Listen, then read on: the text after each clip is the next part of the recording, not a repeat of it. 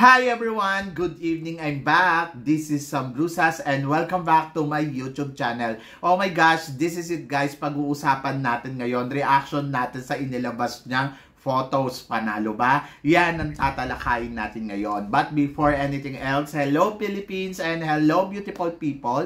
Mabuhay! Kamusta kayong lahat? Sana lahat po kayo ay okay at safe ngayong araw na ito. At syempre sa lahat naman ng mga bago nating subscribers dyan, hello po sa inyo lahat. Maraming salamat guys sa pag-subscribe ninyo syempre dito sa channel ko.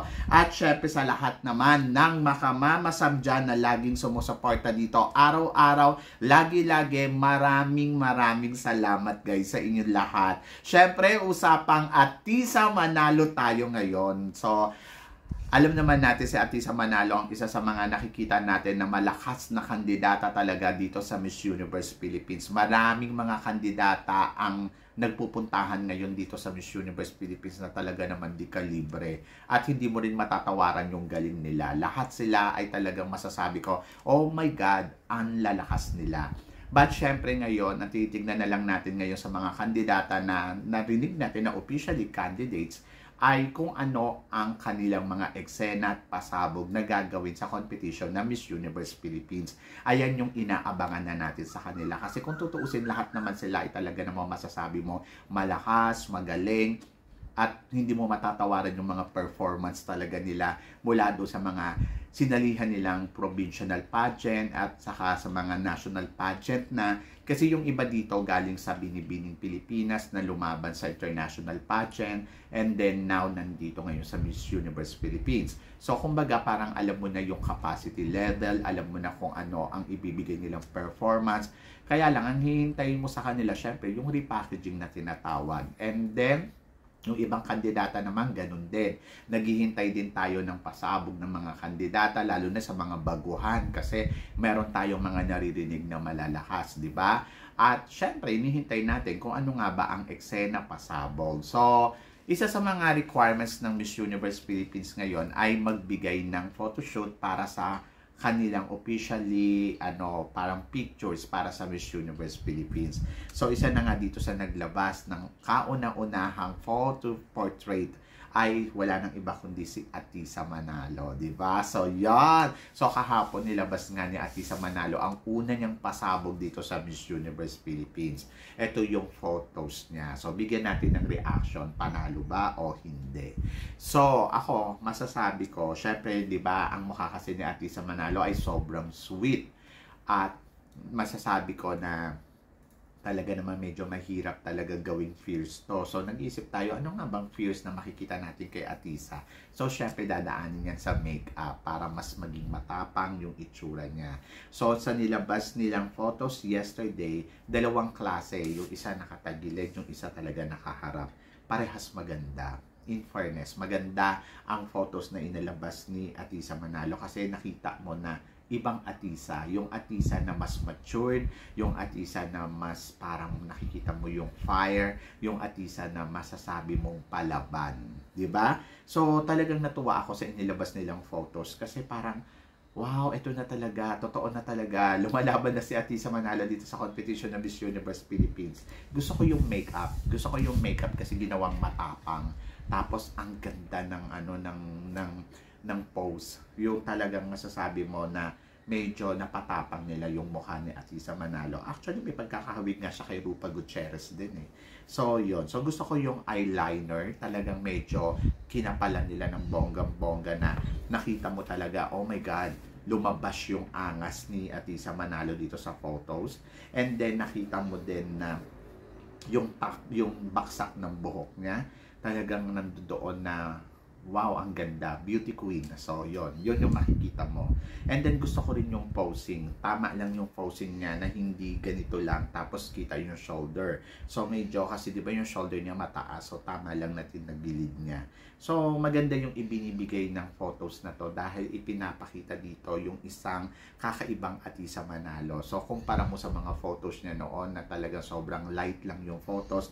At saka dito, ginawang may pagka-dark yung makeup niya, no? So, bumagay pa rin kay Atisa. So, ibig sabihin, si Atisa Manalo, kapag ginawa mong morena, babagay pa din sa kanya kasi dito sa photos niya, yung nakita natin, ginawa dito parang morena looks para lumabas yung kakaibang Atisa Manalo at maging matured. So, gusto ko yung tama ng ilaw, gusto ko yung blush on, gusto ko yung lips, gusto ko yung eyeliner, eyebrow, lahat ng nakikita ko. Ang perfect, pang Miss Universe talaga yung dati.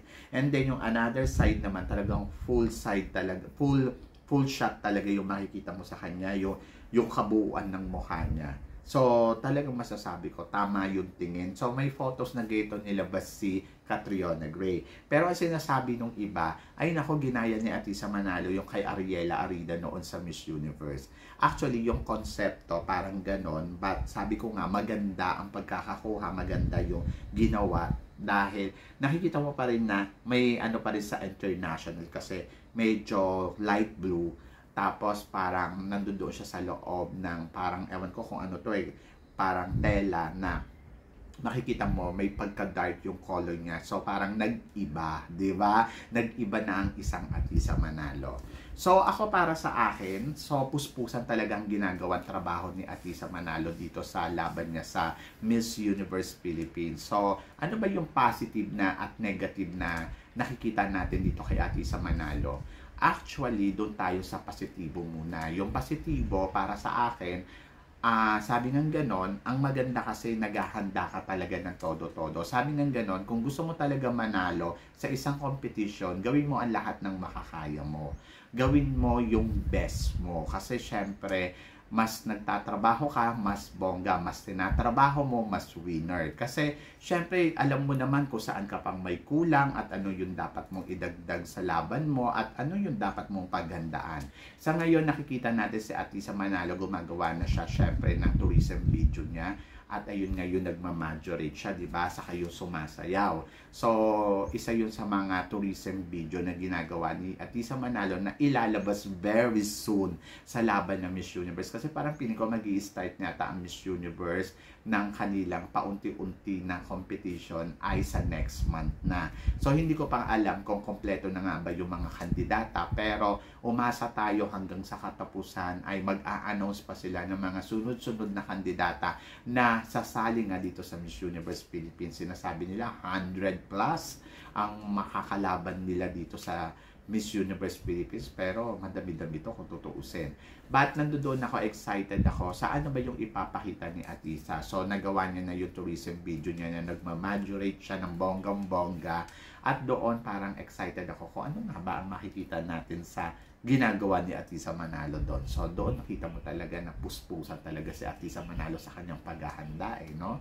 And then pangalawa, ang inaabangan ko kay Atisa, kasi ngayon nagtitrade siya ng pasarela Ayun, maganda yon kasi syempre mayroong pasarela challenge. So, ngayon pa lang ini-improve niya. Ang sabi ni Atisa, mas gusto daw niya makita natin siya na yung body ay very strong.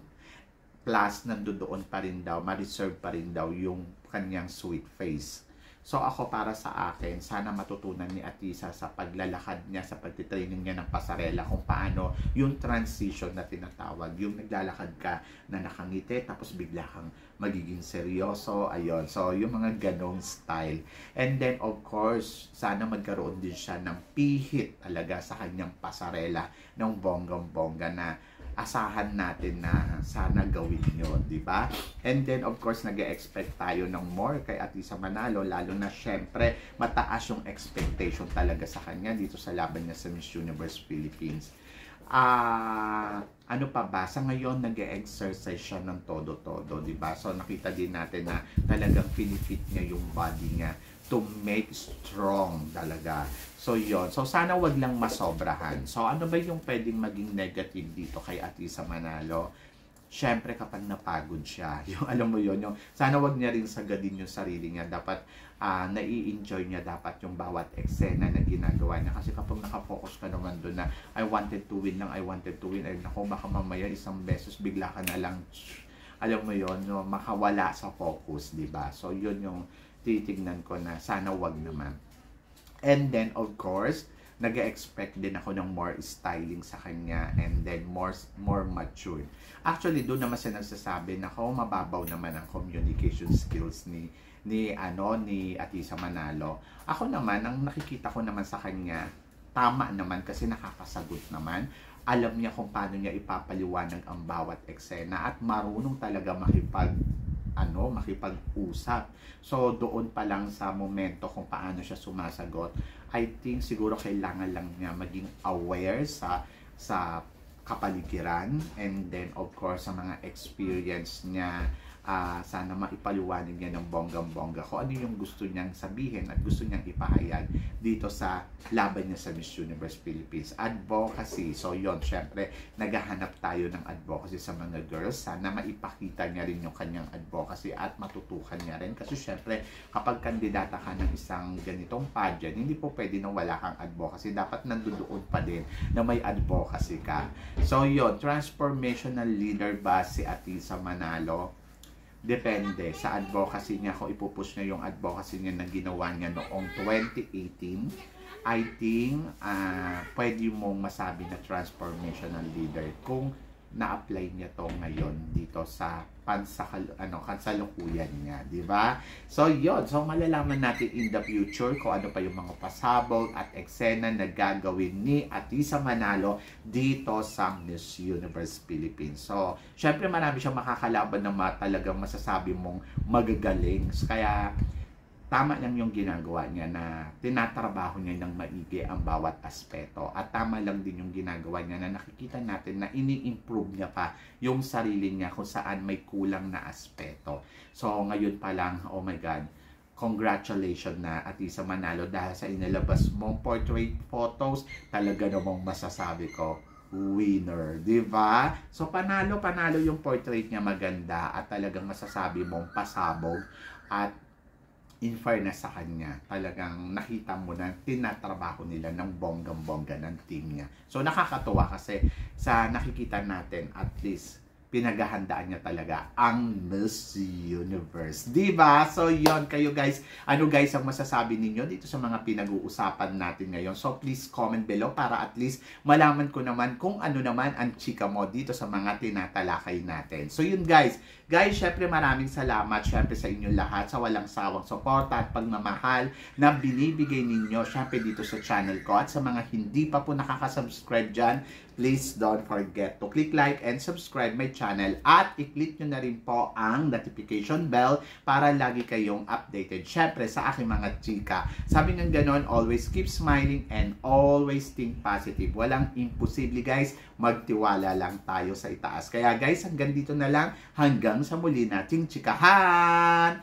See you tomorrow. Thank you guys.